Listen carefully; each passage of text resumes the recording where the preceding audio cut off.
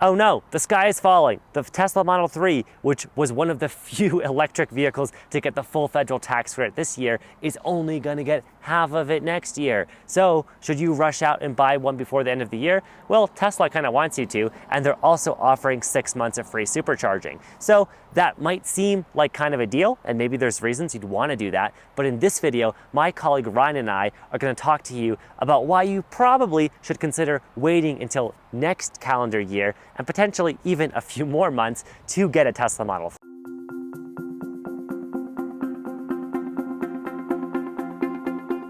Okay, so to quickly recap, what's happening is the full tax credit currently applies to the Model 3, $7,500, assuming you get a Model 3 that's a rear-wheel drive like my colleague Ryan's here, or long range. Basically, as long as you spec a Tesla Model 3 under 50 grand, because of its price, the Model 3 performance doesn't apply to this. But if you're getting any of those Tesla Model 3s, you get up to $7,500 as a non-refundable tax credit. That's the way the current tax credit works.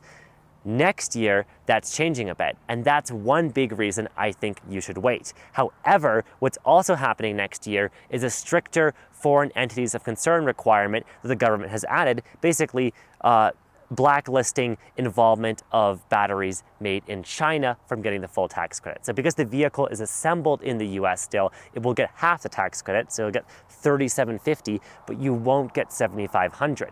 However, next year, the federal tax credit is also changing. It will now be applicable at the point of sale, meaning you can take $3,750 off the sticker price rather than having to wait basically a full year for your next tax returns to come in. Yep, and it doesn't really matter your income so long as you don't exceed, right, the income limits, which I think are fairly generous, $150,000 for individuals, $300,000 for couples. So as long as you're under those, you're getting the full amount. Whereas with a current tax credit, if you don't make enough, you don't have the liability, you're not getting that money. Certainly, you need to have a federal tax liability of $7,500 in order to get the most of the federal tax credit this year.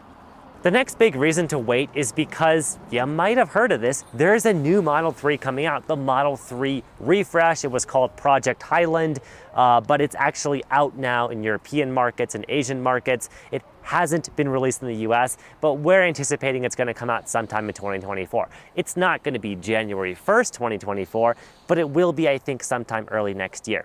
And if you wait until then, you're getting a vehicle with a lot of improvements. So I'll flip around the camera and I'll let my colleague Ryan talk about some of those. Now, Ryan, I understand it's not like a complete next generation vehicle. It still has a similar battery and motors, but you are getting some really nice upgrades. Certainly, it's just a lot of really small stuff that together makes a better vehicle.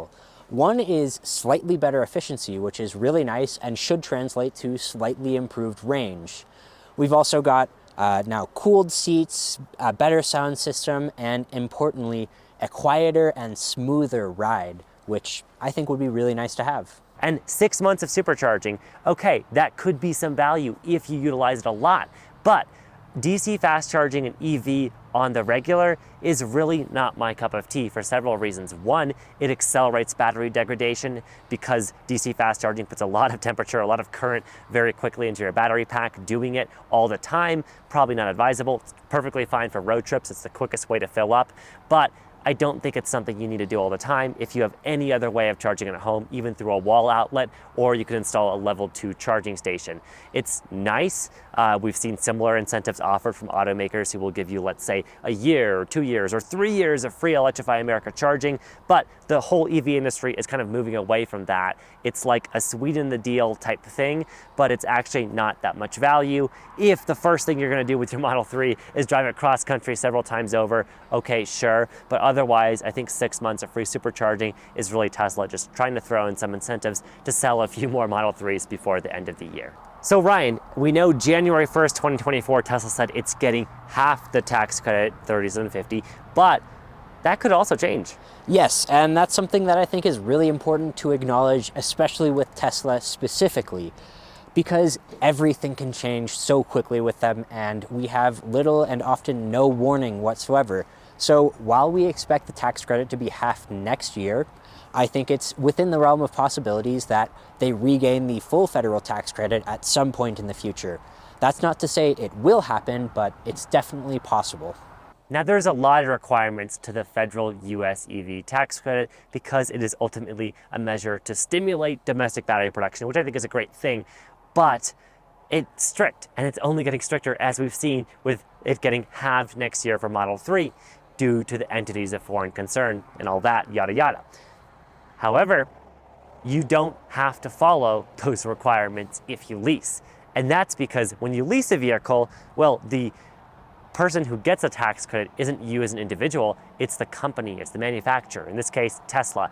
And Tesla getting the tax credit means they actually don't have to follow the same requirements. So it's somewhat of a loophole, but basically, in effect, they pass on the $7,500 they get from the government onto you. It's a cost reduction on the lease, and it effectively works out towards lower monthly payments. That has been the case, and it still will be the case in 2024. So if you're leasing a Model 3, nothing really changes. You're not going to get any less from that lease as far as we know.